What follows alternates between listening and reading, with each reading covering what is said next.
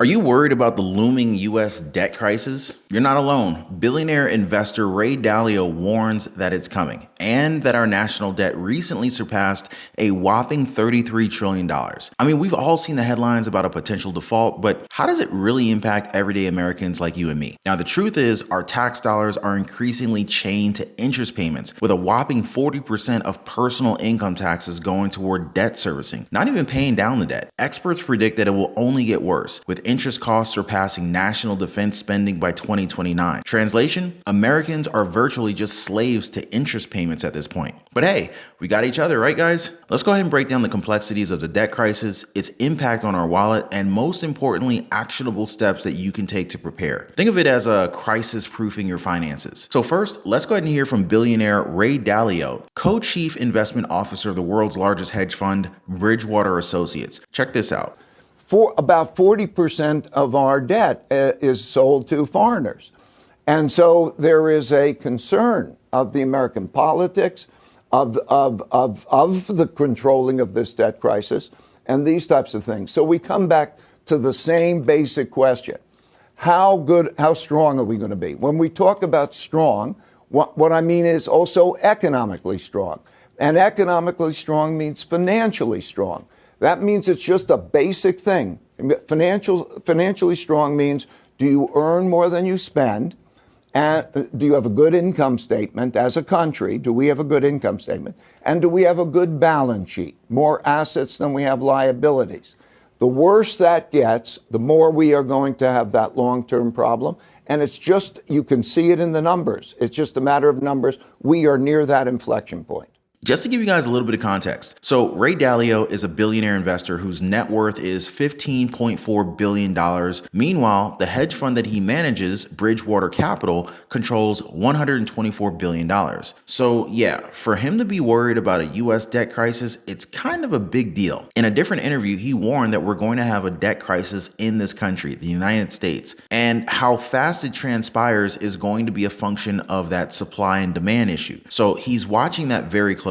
So late last year, he predicted we're going to get a meaningful slowing of the economy. Now, there is definitely a problem in the economy that doesn't get talked about enough, and that is the fact that American taxpayers are now basically slaves to interest payments. I think you guys can agree with me here. And we're not just talking about personal and household debts. Those are problems of their own. But on a macro level, interest on the federal debt is now so immense that it's consuming 40% of all personal income taxes. The largest source of revenue for the federal government is increasingly being devoted to just debt servicing, not even paying down the debt. And you know how interest works. The problem is just getting worse by the day and will eventually result in even more pain for taxpayers. So the recent Treasury report just shows you how serious this is. I mean, we're basically in a growing fiscal crisis. Look at the month of October last year. The government paid over a staggering $88.9 billion just to cover interest payments on our national debt. That is nearly double what we paid in the year before. And even more concerning, it's projected to surpass $1 trillion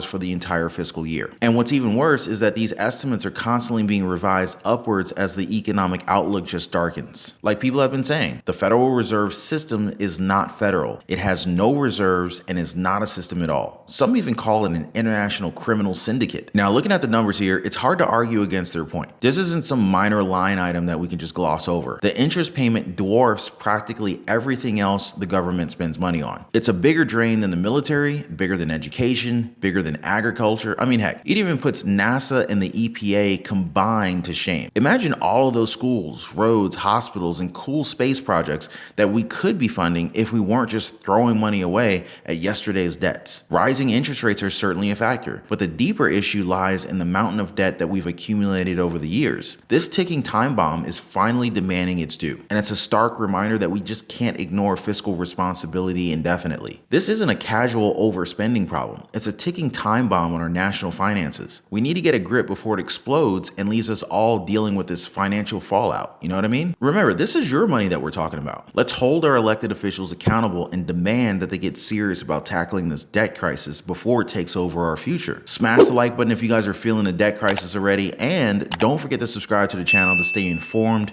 and join the fight against it. I mean, we gotta make our voices heard, right guys? Folks, let's face it, Washington's been on a spending spree, and it's caught up with us in the form of $33.7 trillion in national debt. That's right, guys. A third of all the money that the government brings in is barely covering the interest on this monster, and it's only getting worse. So, President Biden's administration keeps pushing for more spending, and the debt just keeps ballooning, like adding over $500 billion in just a single month. Not only that, but interest rates are still pretty high, making it even more expensive to keep this beast afloat. It's a very vicious cycle. More debt leads to more expenses, which leads to more debt.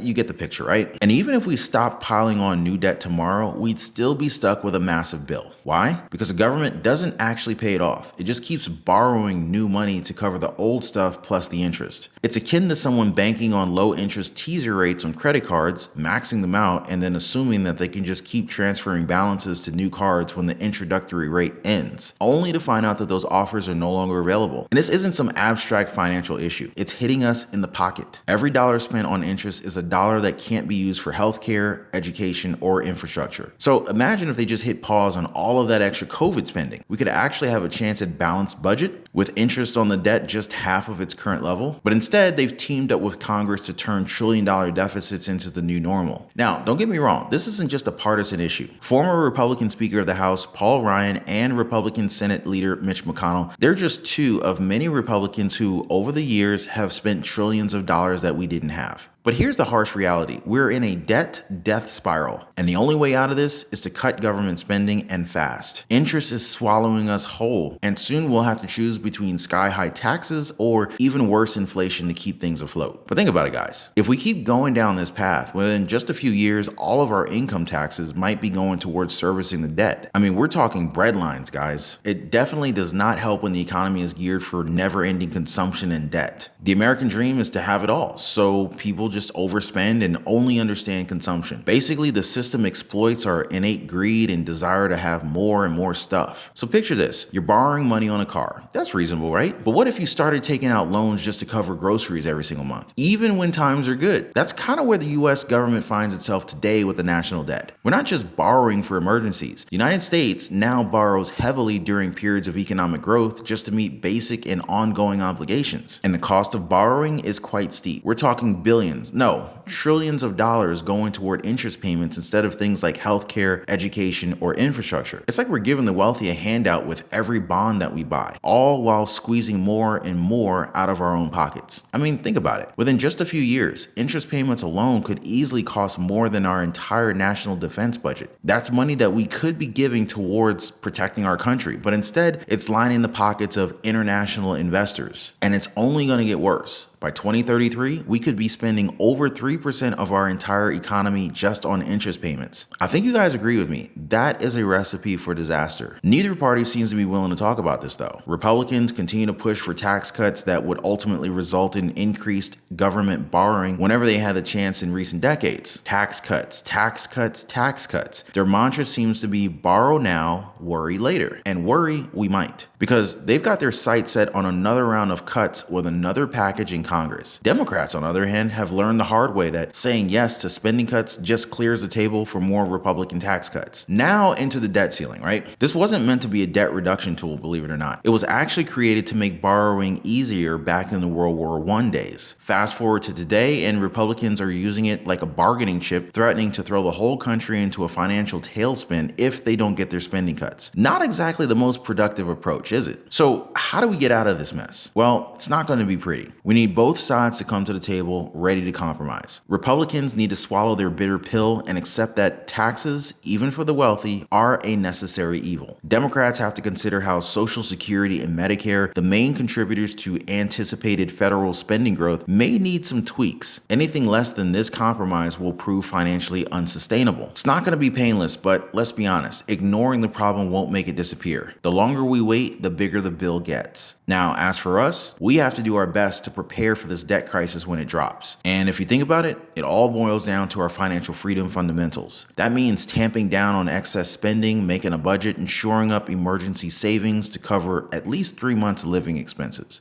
I remember my dad always telling me, never borrow money except for your home. If the US defaults on its debt, there's a high chance that interest rates will spike, impacting your credit card debt and making it even more expensive. Personal finance experts recommend prioritizing the repayment of debts with the highest interest rates. And when times are hard and those finances get tight, you might find it challenging to keep up with your car payments or your home mortgage. Don't wait until you're drowning. Reach out to your lenders proactively to discuss potential options for lowering your payments. The U.S. Department of Housing and Urban Development also has counselors who can guide homeowners through tough times and prevent long-term damage to their credit. Also, don't panic. A U.S. debt default would likely affect the stock market. It's going to take a dip, and those losses might feel scary if you have investments or retirement savings. But again, the key is not to panic, especially if you've got a diverse portfolio and retirement isn't right around the corner. All the academic research shows that if you buy and hold stocks and investments, index funds, ETFs, you'll do so much better than if you try to follow the market trends, whether that be responding to an economic crisis or a recession. Throughout history, markets have bounced back after significant declines, including rebounds following events like the Arab oil embargo in the 1970s, Black Monday in the 1980s, the dot-com bubble in the early 2000s, and yes, even the 2008 financial crisis. I mean, heck, even look at the post-pandemic 2020 financial crisis or stock market collapse. We've even recovered from that here in 2024. So that's the deal with a potential US debt default and its impact on your personal finances. But remember, guys, knowledge is power, and being prepared is key. Don't let economic hiccups throw you off course. Tighten your belt if needed. Talk to your lenders and keep calm with your investments. And hey, while you're here, why not hit the subscribe button and join the community? We'll definitely be diving deeper into financial tips, tricks, and insights to help you weather any storm. I'll see you guys on the next one.